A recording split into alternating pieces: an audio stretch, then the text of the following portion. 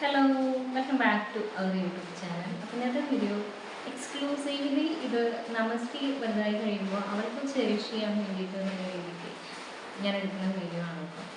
എന്ന് വെച്ചാൽ നിങ്ങൾ കാണേണ്ടതല്ല, നിങ്ങൾക്ക് ഇൻട്രസ്റ്റ് ഉണ്ടെങ്കിൽ നിങ്ങൾ കണ്ടു നോക്കും. അപ്പോൾ നിങ്ങൾക്ക് നിങ്ങളൊരു അമ്മയാണെന്നുണ്ടെങ്കിൽ എന്താ പറയുക, ഈ ഒരു 6-7 വയസ്സുള്ള ഒരു കുട്ടി ഉണ്ടെന്നുണ്ടെങ്കിൽ നിങ്ങൾക്ക് ആ കുട്ടിയുടെ ഒരു ഗ്രോത്ത് ജേർണി ആയിട്ട് ഞാൻ പറയുന്ന കാര്യങ്ങൾ റിലേറ്റ് ചെയ്യാൻ പറ്റുന്നുണ്ടെങ്കിൽ നിങ്ങൾക്ക് ഒന്ന് എന്താ പറയുക ചെക്ക് ചെയ്യാനായിട്ട് വരും. നിങ്ങൾ കമൻറ്റ് ചെയ്യണമെന്നൊന്നും ഞാൻ പറയില്ല. അപ്പോൾ ഞാൻ ചിലപ്പോൾ പറയുന്നതിൽ കുറേ ഫണ്ണിയായിട്ട് വിയേർഡായിട്ടുള്ള കാര്യങ്ങളുണ്ടാവും. അപ്പോൾ അത് നിങ്ങൾക്ക് റിലേറ്റ് ചെയ്യാൻ പറ്റുന്നുണ്ടോ, അങ്ങനെ തന്നെയാണോ നിങ്ങളും ചിന്തിച്ചിരുന്നത് എന്നൊന്ന് ആലോചിച്ചാൽ മതി. കണക്ഷൻ കിട്ടുന്നുണ്ടോ നോക്കിയാൽ മതി.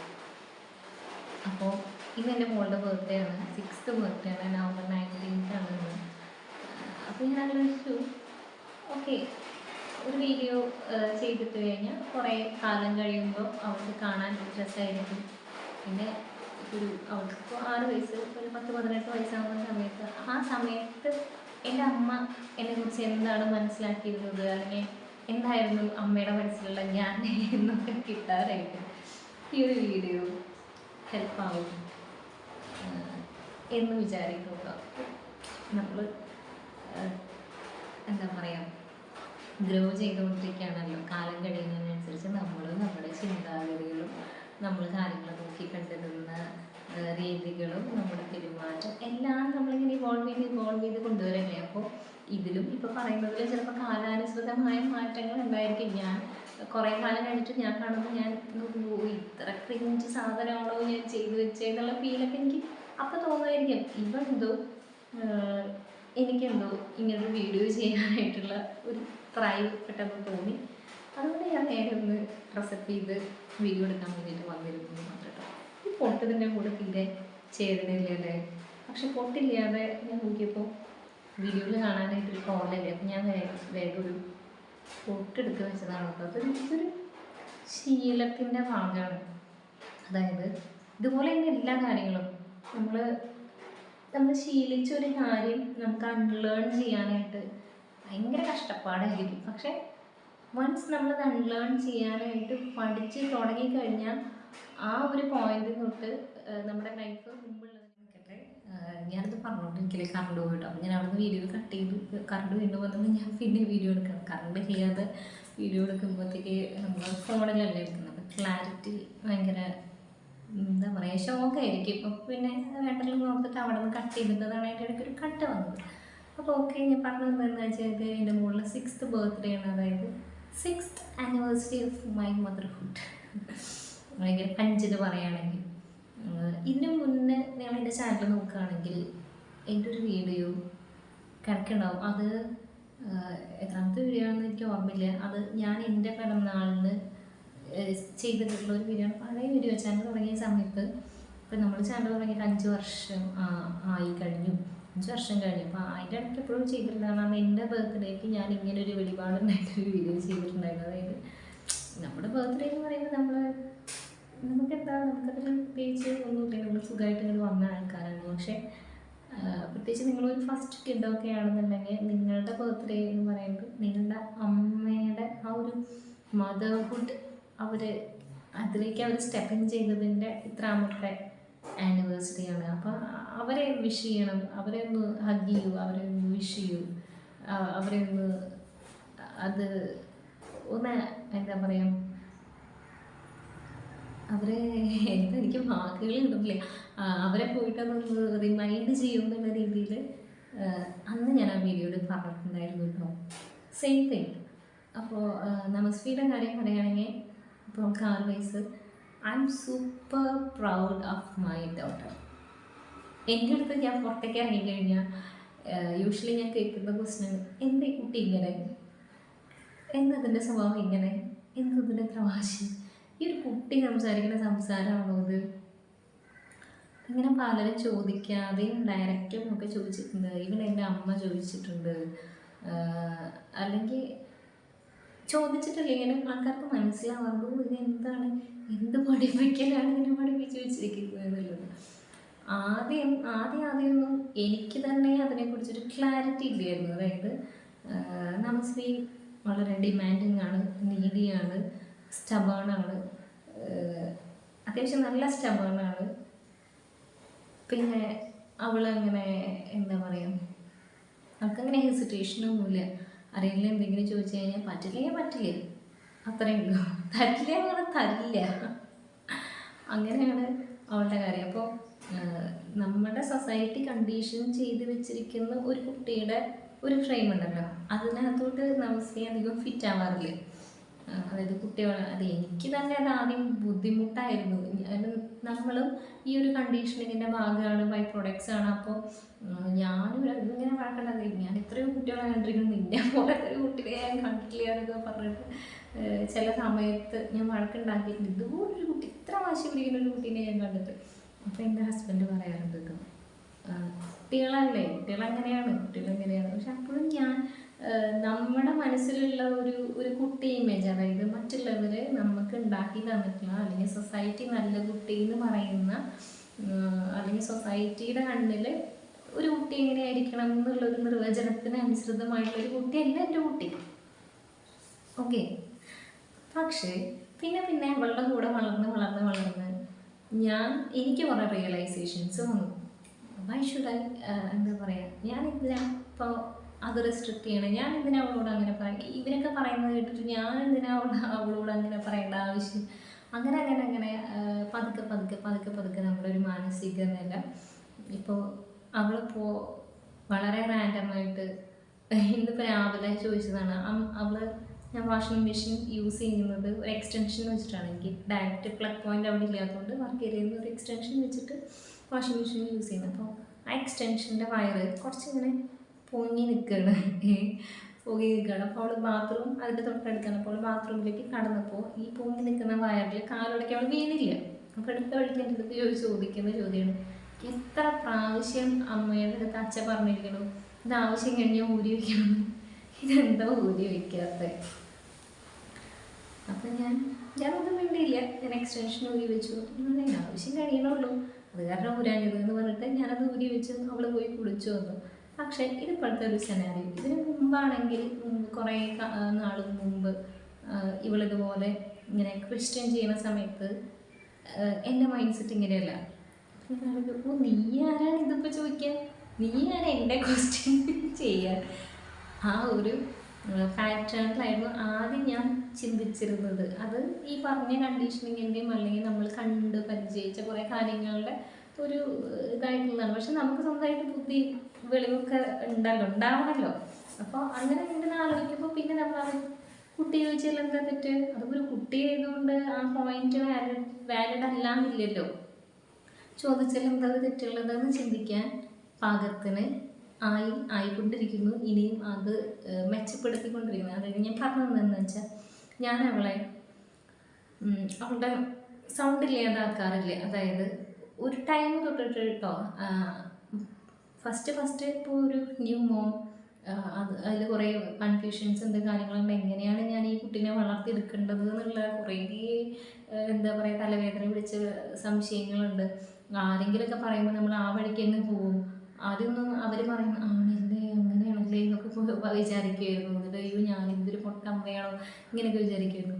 പക്ഷേ അത് ഒരു പോയിന്റിൽ വെച്ചിട്ട് എനിക്കത് അവിടെ ഡ്രോപ്പ് ചെയ്യാൻ പറ്റി, അതായത് അൺലേൺ ചെയ്യാൻ പറ്റി. ഇപ്പം ഞാൻ ഫോക്കസ് ചെയ്യണത്, ഇന്ന് ഞാൻ അവളെന്തെങ്കിലും കാര്യത്തിന് നോ പറയുമ്പോൾ അങ്ങനെ പറയരുത് ഇത് അങ്ങനെ പറയാൻ പാടില്ല എന്ന് പറഞ്ഞ് അവളുടെ വായടച്ച് അവളെ അവിടെ സപ്രസ് ചെയ്ത് ഇരുത്തി കഴിഞ്ഞാൽ നാളെ അവൾക്ക് അങ്ങനത്തെ ഒരു സിറ്റുവേഷൻ വന്നു കഴിഞ്ഞാൽ അവൾക്ക് റിയാക്ട് ചെയ്യാനുള്ളൊരു കേപ്പബിലിറ്റി ഇല്ലാതെയാവുമെന്ന് എനിക്കൊരു പോയിന്റിൽ മനസ്സിലായി.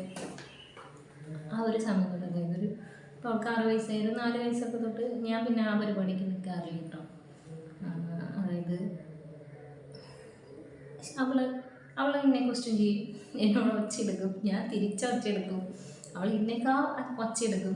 പക്ഷേ ആദ്യം ഞാൻ പറഞ്ഞതെന്ന് വെച്ചാൽ, ആദ്യം എനിക്കത് ഭയങ്കര ഷെയിമായിട്ട് മോശമായിട്ട് എൻ്റെ കുട്ടി ഒരു ഭയങ്കര നോട്ടിയാണ്, തലതിരിഞ്ഞ കുട്ടിയാണ് എന്നൊക്കെ ഫീൽ ചെയ്തിരുന്നു. ഇപ്പം എൻ്റെ ആ ഫീലിങ്സ് മാറി. ഇപ്പം എനിക്ക് അങ്ങനെ ഫീൽ ചെയ്യുന്നില്ല. ഇപ്പം ഞാൻ അവളെ പക്ക ഒരു ഇൻഡിവിജ്വൽ, ഒരു വ്യക്തി എന്ന നിലയിൽ തന്നെയാണ് ഞാൻ ട്രീറ്റ് ചെയ്യണത്. അതുകൊണ്ട് തന്നെ ഞാനതിനൊന്നും എതിർക്കണില്ല. അവള് ചോദിക്കുന്ന കുട്ടികൾക്ക് നമ്മൾ ശ്രദ്ധിച്ചു കഴിഞ്ഞാൽ മനസ്സിലാവും, കുട്ടികൾക്ക് എപ്പോഴും നല്ല ക്ലാരിറ്റി ഉണ്ട് തുടക്കത്തിൽ. നമ്മളാണ് ഇത് പലതും പറഞ്ഞ് മാനിപ്പുലേറ്റ് ചെയ്ത് അതിനെ അങ്ങ് ഒതുക്കുന്നത്. അതായത് മൂത്തവരോട് ഇങ്ങനെ സംസാരിക്കാൻ പാടില്ല, കാലിങ്ങനെ വെക്കാൻ പാടില്ല, മുതിർന്ന ആളുകളോട് അങ്ങനെ സംസാരിക്കരുത്. ഇപ്പോൾ ചെറിയ കുട്ടികളാണെങ്കിൽ അവർക്ക് ദേഷ്യം വന്നവർ പിടിച്ച് അടിക്കും, ഓടി നിന്ന് അടിക്കും. അല്ലെങ്കിൽ അപ്പോൾ അതെന്തിനാ അങ്ങനെ ചെയ്ത് അങ്ങനത്തെ കുറേ നമ്മൾ കുട്ടികളെ കണ്ടിന്യൂസ് ആയിട്ട് പല പല കാര്യങ്ങളും പറഞ്ഞ് കൺഫ്യൂസ് ചെയ്തുകൊണ്ടിരിക്കുകയാണ്.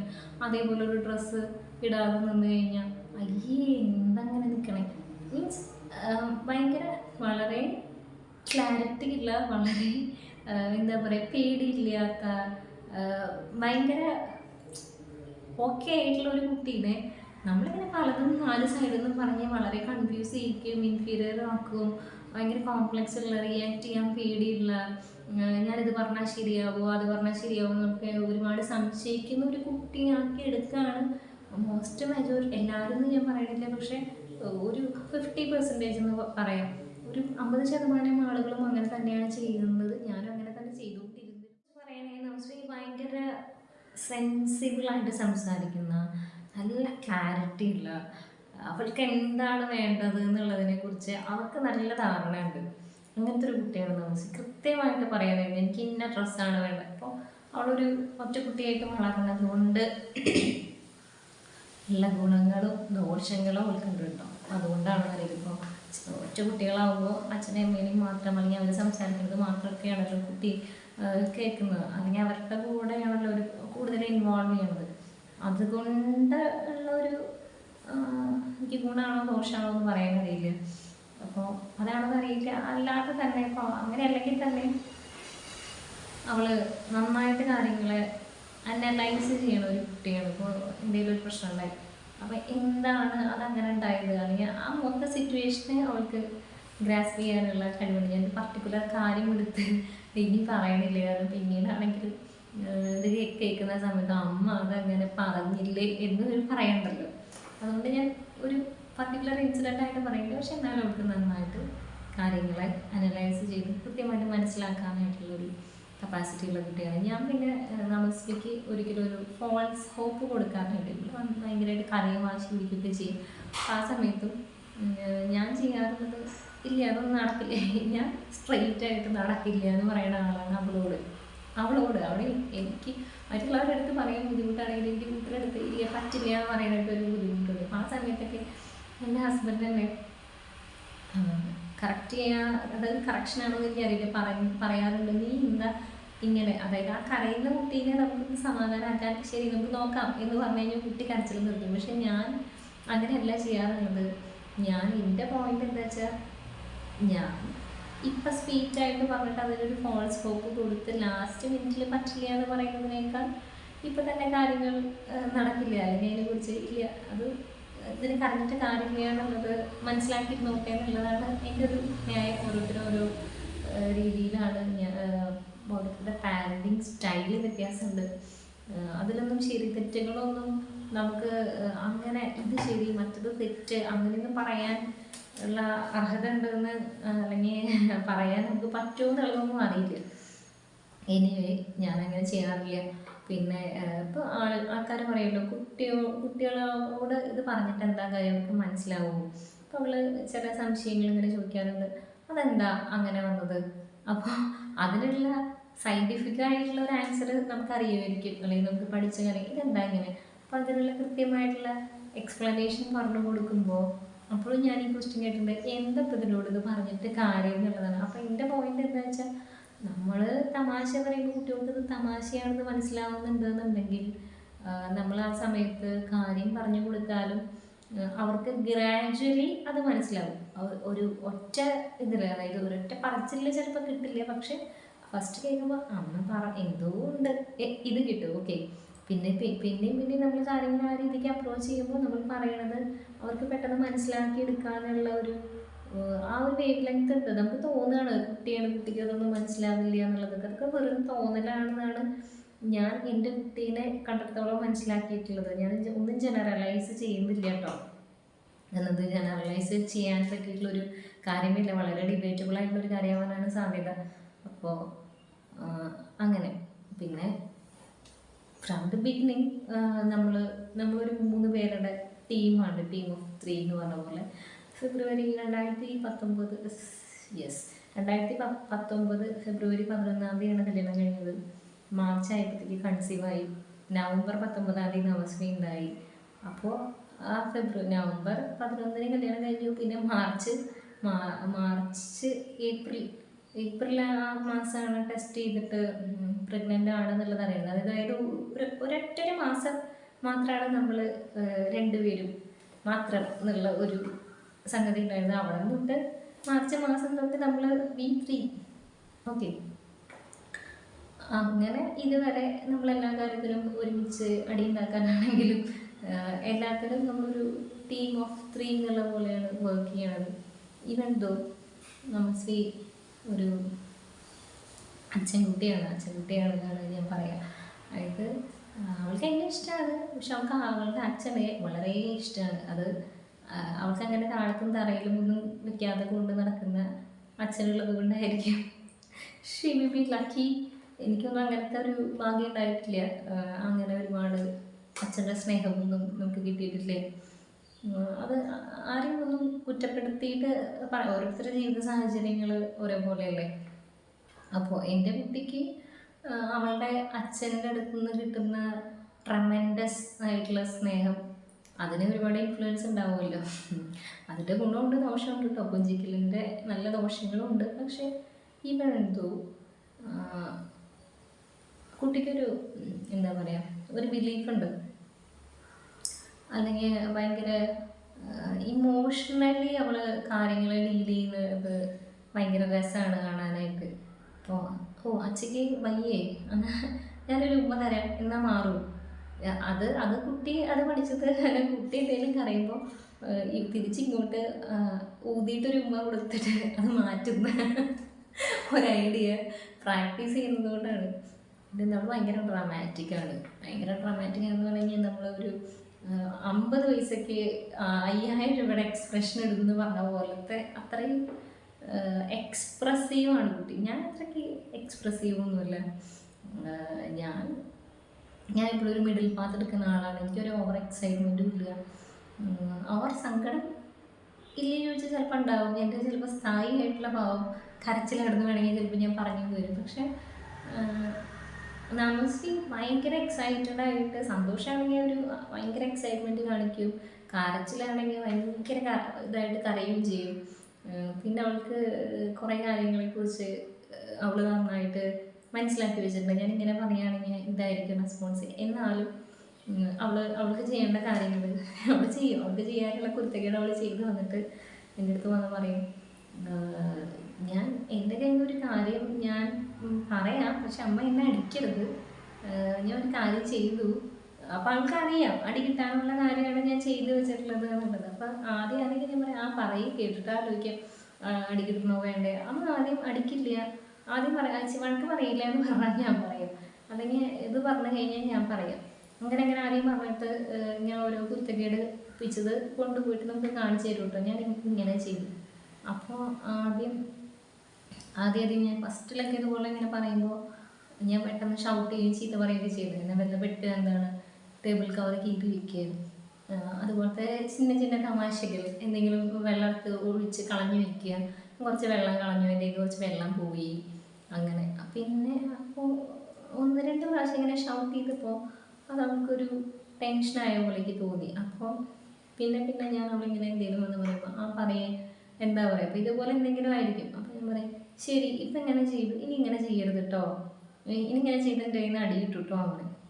അപ്പോൾ അമ്മ ഞാൻ ഇനി ചെയ്യില്ല അമ്മ, സോറി അമ്മ, ഇങ്ങനെയൊക്കെ കുറേ സോറിയൊക്കെ പറയും. എന്നിട്ട് പോയി പിന്നെയും പിറ്റേ ദിവസം അത് തന്നെ ചെയ്തിട്ട് റിപ്പീറ്റ് ചെയ്തിട്ട് വരും. അത് കുട്ടികളങ്ങനെയാണ്, അവരെങ്ങനെ ചെയ്യും. പക്ഷേ എന്നോട് ഒരുപാട് പേര് പറഞ്ഞിട്ടുണ്ട്, നമ്മൾ നമ്മുടെ ഒരു നോട്ടത്തിൽ നിർത്തണം, വാക്കിൽ നിർത്താൻ പറ്റണം. അപ്പം ഞാൻ ആ സമയത്തൊക്കെ ഞാൻ ഭയങ്കരമായിട്ട് വിഷമിക്കുമായിരുന്നു. എനിക്ക് കുട്ടികളെ നോക്കാൻ അറിയില്ലാത്തതുകൊണ്ടായിരിക്കും, എനിക്ക് കുട്ടിയെ ഹാൻഡിൽ ചെയ്യാനുള്ള ഒരു പൊട്ടൻഷ്യൽ ഇല്ല.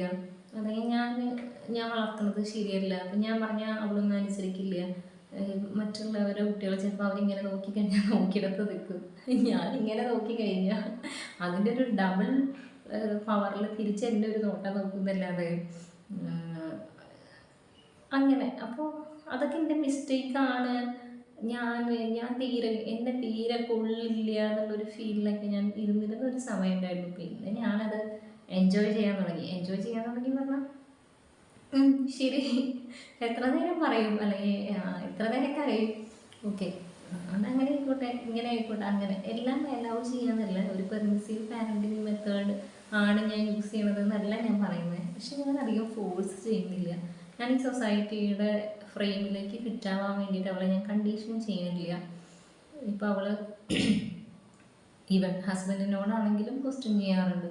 അപ്പോൾ ആ ക്വസ്റ്റ്യൻ ചെയ്യുന്ന സമയത്തും ഏട്ടനും അങ്ങനെ ഒരുപാട് ഓവർ റിയാക്ട് ചെയ്യുന്നത് ഞാൻ കണ്ടില്ല. ചില സമയത്ത് ഇപ്പോൾ നമ്മുടെ മൂഡ് ശരിയില്ല എന്നുണ്ടെങ്കിൽ ചില സമയത്ത് പറഞ്ഞത് വളരെ റയറായിട്ട് ചിലപ്പോൾ അങ്ങനെ ആക്കുന്നത് കാണാറുണ്ട്. അതല്ലാതെ അവളിപ്പോൾ എന്തെങ്കിലും ക്വസ്റ്റ്യൻ ചെയ്ത് കഴിഞ്ഞാൽ അതെന്താ അങ്ങനെ ചെയ്യാതെ, എന്താ ഇങ്ങനെ ചെയ്യാതെ എന്ന് ചോദിച്ചു കഴിഞ്ഞാൽ അതൊന്ന് ചിരിച്ച് വിട്ട് കളയാന്നല്ലാതെ അതിന് മീത് ഓവർ റിയാക്ട് ചെയ്യാറില്ല. മോസ്റ്റ്ലി ഓവർ റിയാക്ട് ചെയ്യാറില്ല. റിയാക്ട് ചെയ്യേണ്ട സമയത്ത് ഞാൻ എൻ്റെ കുട്ടീനെ എടുത്തിട്ട് പെരുക്കാറില്ല കേട്ടോ. അങ്ങനെ അവൾക്കിപ്പോൾ ഒരു അടി എൻ്റെ കയ്യിൽ നിന്ന് കിട്ടിയിട്ടുണ്ട് എന്നുണ്ടെങ്കിൽ അവൾ എന്തെങ്കിലും ചെയ്തതിൻ്റെ പേരിൽ തന്നെ കിട്ടിയിട്ടുള്ളൂ. അതല്ലാതെ എനിക്ക് ദേഷ്യം വന്നിരിക്കുന്ന സമയത്ത് എന്തെങ്കിലും ഇങ്ങോട്ട് വന്ന് ചോദിച്ചു, അപ്പം ഞാൻ 4 ചാട്ടം ചാടി, ആ ഒരു പാറ്റേൺ ഞാൻ ആദ്യമേ ഫോളോ ചെയ്തില്ല. എനിക്ക് ഇത്ര കഴിയില്ല എന്ന് പറഞ്ഞാൽ ഞാൻ ഇതുവരെ ചെയ്തിട്ടില്ല, ഇനി ചെയ്യുമില്ല. കാരണം അതായത് നമ്മുടെ കുട്ടിക്കാലത്ത് നമ്മൾ അനുഭവിച്ചിട്ടുള്ള കാര്യങ്ങൾ നമ്മുടെ മനസ്സിലുണ്ടാവുമല്ലോ, ഒരു ട്രോമയായിട്ട്, അല്ലെങ്കിൽ എന്തെങ്കിലും നമുക്കിങ്ങനെ വിഷമം തട്ടിയ കാര്യങ്ങളുണ്ടോ. അപ്പോൾ എന്നെ സംബന്ധിച്ച് ഞാൻ എപ്പോഴും ചിന്തിക്കാറുള്ളത് അതിൻ്റെ പെയിൻ എന്താണെന്ന് എനിക്കറിയാം. അപ്പോൾ എൻ്റെ സൈഡിൽ നിന്ന് ആ പെയിൻ അത് കുട്ടി എന്നുള്ള കാര്യത്തിലല്ല, വേറെ ജനറലി തന്നെ ഇങ്ങനെ എന്നോട് ഒരാൾ പെരുമാറിയപ്പോൾ അതിൽ എനിക്കുണ്ടായ പെയിൻ അത് ഞാൻ എക്സ്പീരിയൻസ് ചെയ്തതാണ്. ആ പെയിൻ ഞാൻ വേറൊരാൾക്ക് കൊടുക്കുന്നില്ല എന്നുള്ളൊരു ഡെസിഷൻ വളരെ ചെറിയ പ്രായത്തിൽ തന്നെ എന്താ പറയുക, നമ്മുടെ തലയിൽ ഉറച്ചിട്ടുള്ളൊരു സാധനമാണ്. അത് ആരും പറഞ്ഞു തന്നിട്ടോ ആരെങ്കിലും ചെയ്യുന്നത് കണ്ടിട്ടോ അല്ലാതെ തന്നെ ആ ഒരു സംഗതി ഉള്ളത് കൊണ്ട് ഞാൻ അവളെ എൻ്റെ മൂഡ് സ്വിങ്സിനനുസരിച്ച് എടുത്തിട്ട് പെരുമാറാറോ അതിനോട് ചീത്ത പറയുകയോ ചെയ്യാറില്ല. ഞാനിങ്ങനെ പറയാറുണ്ട്, ഞാൻ പിന്നെ വരാം, ഞാൻ പിന്നെ പറഞ്ഞു തരാം, പിന്നെ നീ വെയിറ്റ് ചെയ്യേ, ഞാൻ പറഞ്ഞു തരാം. അത് ഞാൻ അവൾക്ക് പ്രാക്ടീസ് ചെയ്യിപ്പിക്കുന്ന ഒരു കാര്യമുണ്ട്. പക്ഷെ അവൾക്ക് അത്ര ക്ഷമയൊന്നുമില്ല. ഞാനൊരു കാര്യം ചെയ്തുകൊണ്ടിരിക്കുകയാണ്. അപ്പോൾ അവൾ അതിൻ്റെ ഇടയ്ക്ക് പല ആവശ്യങ്ങളായിട്ട് വരും. എനിക്ക് ദോശ, എനിക്ക് വെള്ളം, എനിക്ക് ലൈറ്റ് ഇടണം, എനിക്ക് ഫാൻ ഇടണം, പല ആവശ്യങ്ങളായിട്ട് വരും. അപ്പോൾ ആദ്യം 1-2 തവണ നമ്മൾ അറ്റൻഡ് ചെയ്യും. അത് കഴിഞ്ഞിട്ട് പിന്നെ ഞാൻ പറയും, ഞാനൊരു കാര്യം ചെയ്തുകൊണ്ടിരിക്കുകയാണ്, അത് കഴിയട്ടെ, നീ വെയിറ്റ് ചെയ്യേ, ഞാൻ വരാം. ഇത് എനിക്ക് അപ്പം ഞാൻ ചെയ്തുകൊണ്ടിരിക്കുന്ന കാര്യം അവിടെ ഇട്ടിട്ട് അവൾക്ക് ലൈറ്റ് ഇട്ട് കൊടുക്കാനോ ഫാൻ ഇട്ട് കൊടുക്കാനോ പോകാൻ പറ്റാഞ്ഞിട്ടല്ല. പക്ഷേ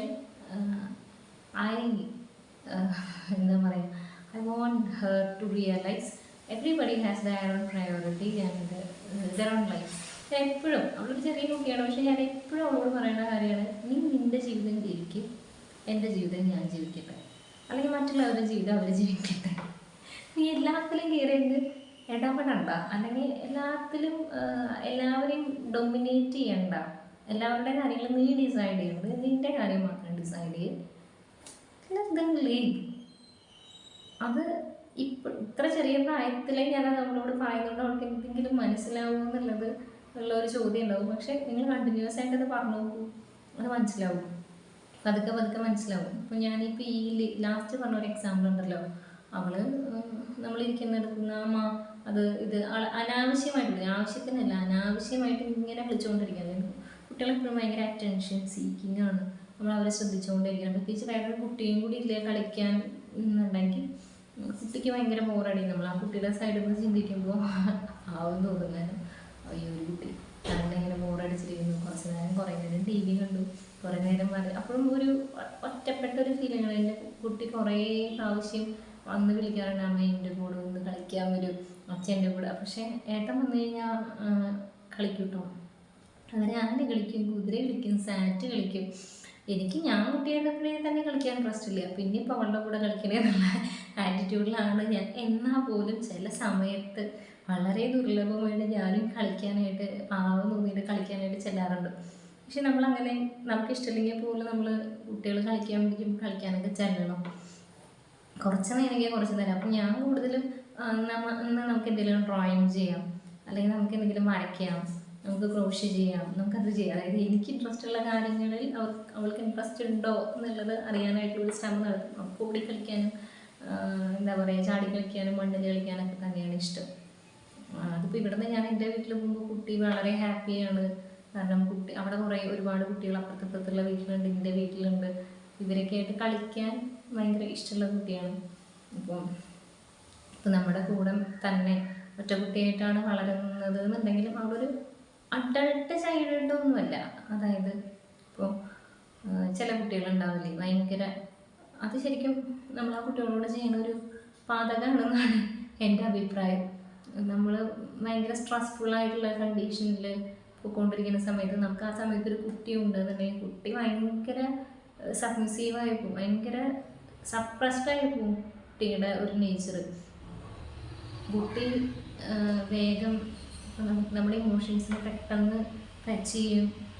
അല്ലെങ്കിൽ കുട്ടിയുടെ കാര്യങ്ങൾ പറയാനായിട്ട് മടിക്കും. അതായത് കുട്ടിക്കൊരു കാര്യം വേണം, ഇത് പറഞ്ഞാൽ അയ്യോ അമ്മ അത്ര, അതായത് ഒരുവിധ പ്രായമായി കഴിഞ്ഞതിന് ശേഷം കുട്ടികളങ്ങനെ പെരുമാറുന്നതിൽ ബുദ്ധിമുട്ടുണ്ടെന്നല്ല കേട്ടോ ഞാൻ പറയണത്. വളരെ ചെറിയ 3-4 വയസ്സുള്ളപ്പോൾ തന്നെ ഞാനിത് പറഞ്ഞ അമ്മയ്ക്ക് വിഷമാവും, അയ്യോ പൈസ ഇല്ല, അപ്പോൾ ഇത് ഞാൻ ചോദിച്ചു കഴിഞ്ഞാൽ അത് വാങ്ങിത്തരാൻ പൈസ ഇല്ലാത്തതുകൊണ്ട് അവർ വിഷമിക്കില്ലേ എന്നൊന്നും ചിന്തിക്കേണ്ട പ്രായമല്ല അപ്പോൾ.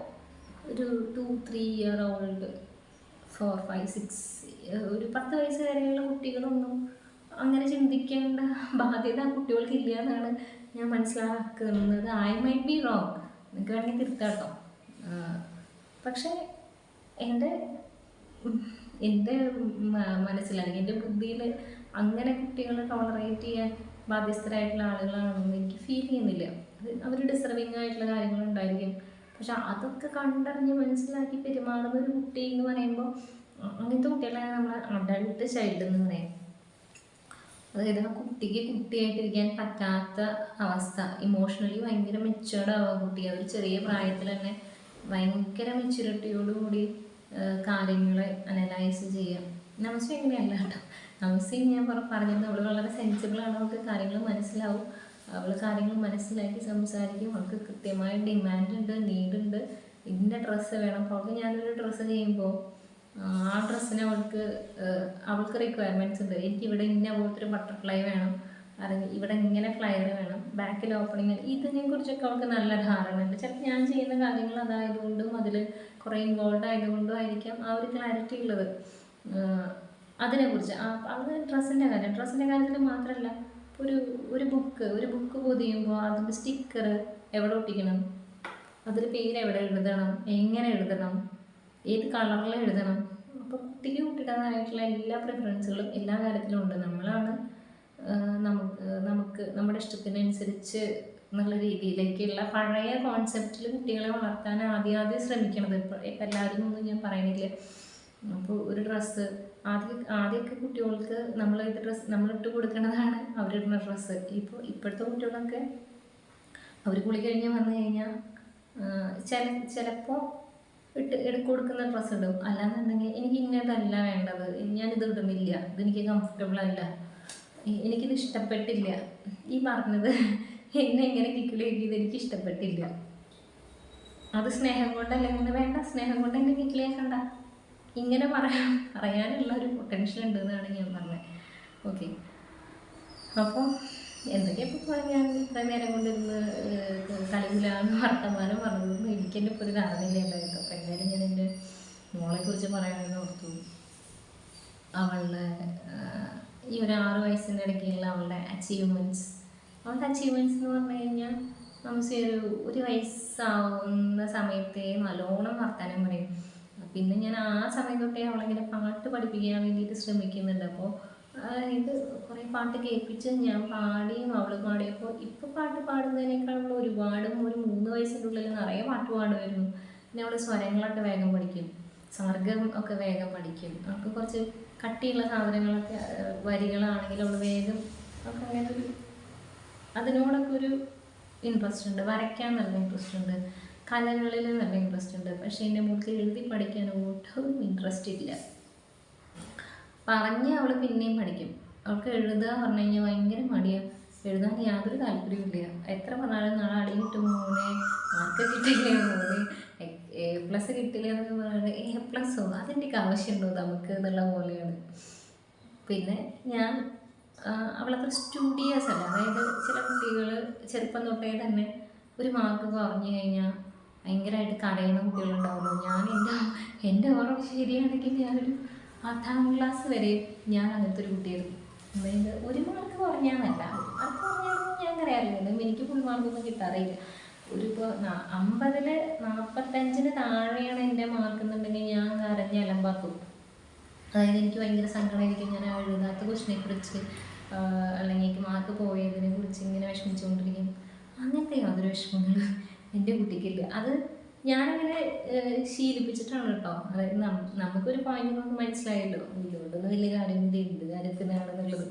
അപ്പോൾ പിന്നെ ഞാൻ കുട്ടീനെ തെറ്റിയോ സാരില്ല, കുഴപ്പമില്ല. ടീച്ചർ ചോദിച്ചാൽ എന്താ നമസ്തേ പഠിക്കാത്ത ചോദിച്ചാൽ ടീച്ചറോട് പറഞ്ഞാൽ മതി, ഞാൻ ട്രൈ ചെയ്തിരുന്നു, എനിക്ക് കിട്ടാനായിട്ടാണ്, ഞാൻ നാളെ വീണ്ടും പഠിച്ചു വരാം.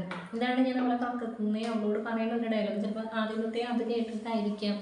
ഇപ്പം ഡിറ്റേഷൻ എടുത്ത് ഫുൾ മാർക്ക് കിട്ടി അവൾക്ക് വലിയ സന്തോഷമാണ്, ഓടി വരും, ഫുള്ള് കിട്ടി, A+ കിട്ടി, എനിക്ക് ഫുള്ള് കിട്ടിയാൽ എന്തെങ്കിലും വാങ്ങിത്തരണം എന്നൊക്കെ പറയുന്നത്. Reward is A must.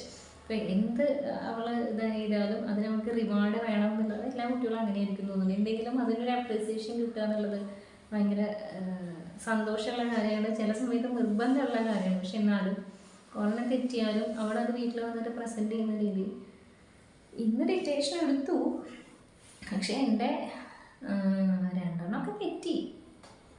അപ്പം ഞാൻ പറയാം സാരല്ലേ, 2 കുഴപ്പമില്ല, പഠിക്കാം.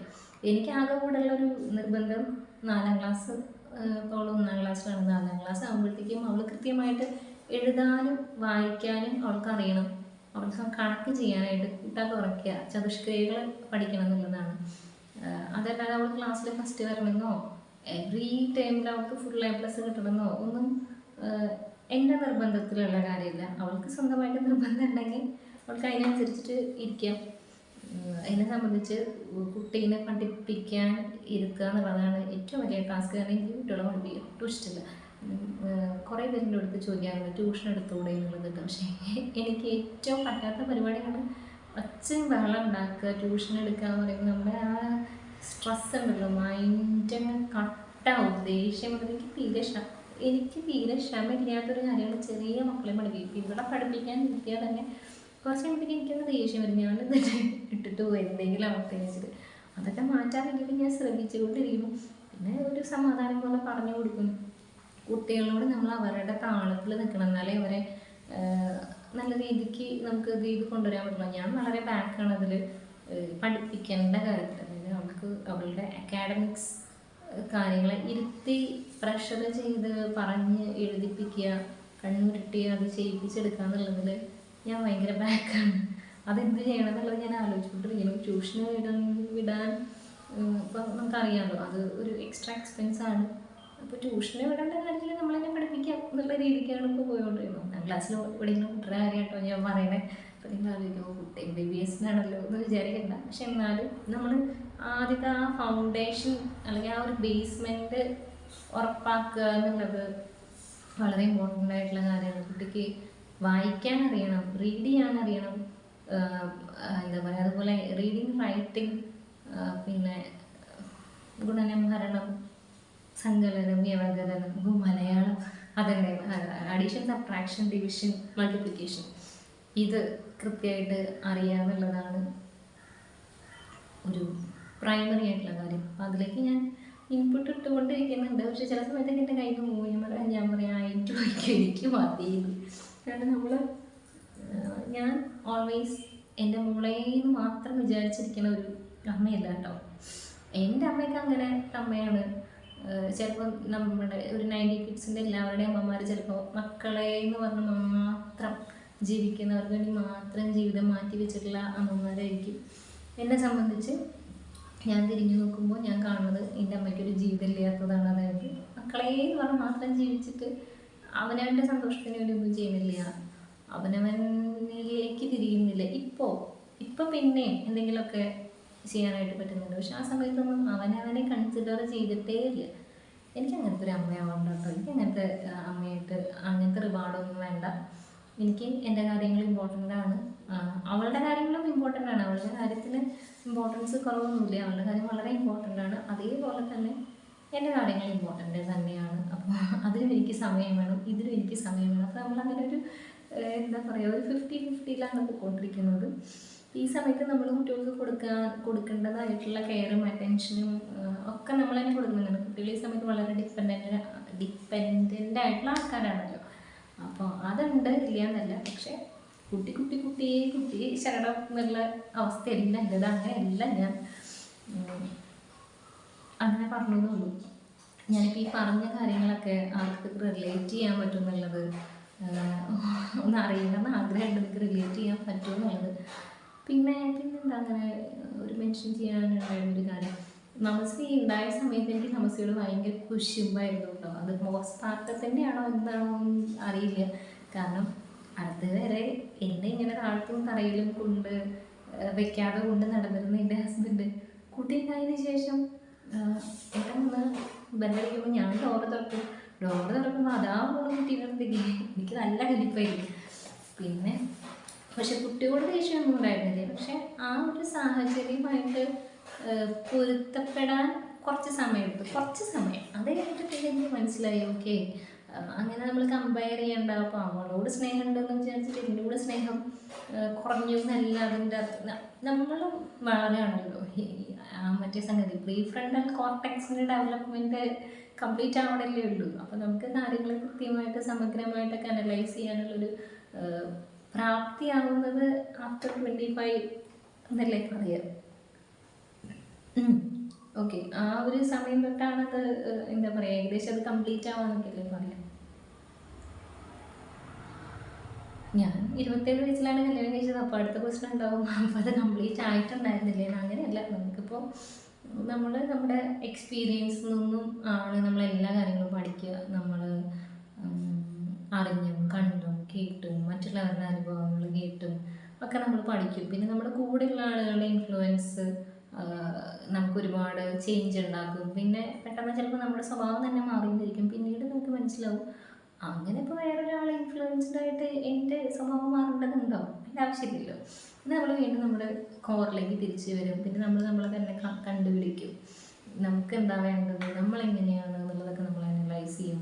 നമുക്കൊരു ഫിഗർ കിട്ടും, നമുക്ക് നമ്മളെക്കുറിച്ചൊരു ക്ലാരിറ്റി കിട്ടും. അതാണ് നമുക്ക് തുടക്കത്തിൽ ഇല്ലാത്തത്.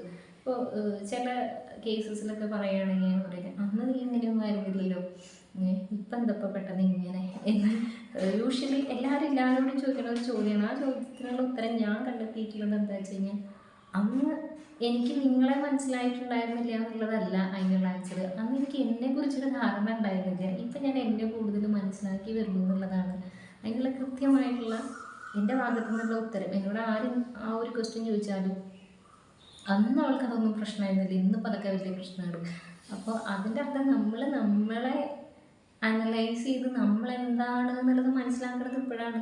നമ്മൾ ആദ്യം വിചാരിച്ചാൽ നമുക്കതൊക്കെ ഓക്കെയാണ്, കുഴപ്പമില്ലാതാണ്. പക്ഷെ നമുക്കത് ഓക്കെ ആയിരുന്നില്ല ചില കാര്യങ്ങൾ. ഞാനിങ്ങനെ ജനറലി ആണ് കേട്ടോ പറയുന്നത്. നിങ്ങൾക്ക് നിങ്ങളുടേതായിട്ടുള്ള കാര്യങ്ങളായിട്ട് തട്ടിച്ച് നോക്കാൻ പറ്റാൻ വേണ്ടിയിട്ടാണ് അങ്ങനെ പറയുന്നത്. അപ്പോൾ അത്രയൊക്കെ ഉള്ളൂ. പിന്നെ അവളുടെ ബർത്ത്ഡേ ആയിട്ട് റിലേറ്റ് ചെയ്തിട്ടുള്ള ഒരു കാര്യം, ഏറ്റവും ഇമ്പോർട്ടൻ്റ് ആയിട്ടുള്ളതും പ്രിഷ്യസ് ആയിട്ടുള്ളതുമായിട്ടുള്ള കാര്യം എന്ന് പറയുന്നത്, നമസ്തി ജനിച്ചിട്ടുള്ളത് എൻ്റെ ഹസ്ബൻഡിൻ്റെ പിറന്നാളിലെന്നാണ്. നമ്മൾ കുറേ ഗ്രൂപ്പ് ഓഫ് ആൾക്കാർ ബർത്ത് ഡേറ്റ്, അതായത് most majority birth date celebrate ചെയ്യുന്ന ആൾക്കാരാണ്. കുറേ പേര് നക്ഷത്രം, പിറന്ന നാള് സെലിബ്രേറ്റ് ചെയ്യുന്ന ആൾക്കാരുണ്ട്. എനിക്കും പ്ലസ് ടു പഠിക്കുന്ന വരെ എൻ്റെ ഒരു ഡേറ്റ് ഓഫ് ബർത്തിനെ കുറിച്ചൊരു ധാരണ ഉണ്ടായിരുന്നില്ല കേട്ടോ. ഇങ്ങനെ ഡേറ്റ് ഓഫ് ബർത്ത്, ബർത്ത്ഡേ, അതൊക്കെ ഞാനൊരു +1 +2 ടൈമിലാണ് എനിക്ക് മനസ്സിലാവുന്നത്. മറ്റത് 10ാം ക്ലാസ് വരെ അമ്മ പറയും നാളെ പിറന്നാളാണെന്ന് അമ്പലത്തിൽ പോകണ ഒരു പായസം കഴിപ്പിക്കണം, പിറ്റേ ദിവസം രാവിലെ പോയി പാൽപ്പായസം വാങ്ങുന്നു കുടിക്കുന്നു, ദാറ്റ് ഇസ് പിറന്നാൾ. അതല്ലാതെ ഡേറ്റിൽ കേക്ക് കട്ട് ചെയ്യുക അല്ലെങ്കിൽ ഒരു മിഠായി കൊടുക്കുക, അതൊക്കെ +1 +2 സമയത്താണ് എനിക്ക് ആ ഡേറ്റ് ഓഫ് ബർത്ത് എന്ന് പറഞ്ഞിട്ടുള്ള അങ്ങനെയാണല്ലേ നല്ലൊരു സാരമുള്ളൂ, ഇവരിത് ദുരന്തമാണോ എന്ന് ആലോചിക്കുന്നുണ്ടോ.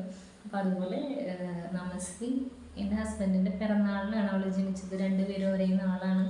അപ്പോൾ ഞാൻ എൻ്റെ ഹസ്ബൻഡിന് കൊടുത്തിട്ടുള്ള മോസ്റ്റ് വാല്യുബിൾ ആയിട്ടുള്ള ബർത്ത്ഡേ ഗിഫ്റ്റാണ് എൻ്റെ കുട്ടി എവർ. അത്രയും നല്ല ഗിഫ്റ്റ് ഇനി ഇതുവരെ കൊടുത്തിട്ടില്ല, ഇനി കൊടുക്കാനും ഇല്ലയെന്ന് വിചാരിക്കും. അങ്ങനെ അപ്പോൾ ഇത്രയും കാര്യങ്ങളൊക്കെയാണ്. ഇതിലൊക്കെ എന്താ അതായത് നമുക്ക് ഞാൻ ചോദിക്കും ഇതിലും എന്തെങ്കിലും ഇമ്പോർട്ടൻ്റ് ആയിട്ടുള്ളതോ എന്തെങ്കിലും ഇൻട്രസ്റ്റിംഗ് ഉള്ളതും എന്തെങ്കിലും ഉണ്ടോയെന്നൊന്നും എനിക്കറിയില്ല. ഇവിടെ നിന്ന് ഇങ്ങനെയൊക്കെ പറയണമെന്ന് തോന്നി, ഇതൊക്കെ പറഞ്ഞു. കുറച്ച് പിക്ചേഴ്സൊക്കെ ഞാൻ സൈഡിൽ ഞാൻ കാണിച്ചു പോയി ചെറുപ്പത്തിലെ. വീഡിയോ ലൈക്ക് ചെയ്യണമെന്ന് സബ്സ്ക്രൈബ് ചെയ്യണമെന്നൊന്നും ഞാൻ പറയുന്നില്ല കേട്ടോ. നിങ്ങൾ കണ്ട് ഇവിടെ വരെ എത്തിച്ചിട്ടുണ്ട്, നിങ്ങൾക്ക് എന്തെങ്കിലും റിലേറ്റ് ചെയ്യാൻ പറ്റിയെന്നുണ്ടെങ്കിൽ തന്നെ വലിയ സന്തോഷം. അപ്പോൾ അടുത്ത വീഡിയോയിൽ നമുക്ക് കാണാം. Okay, thank you.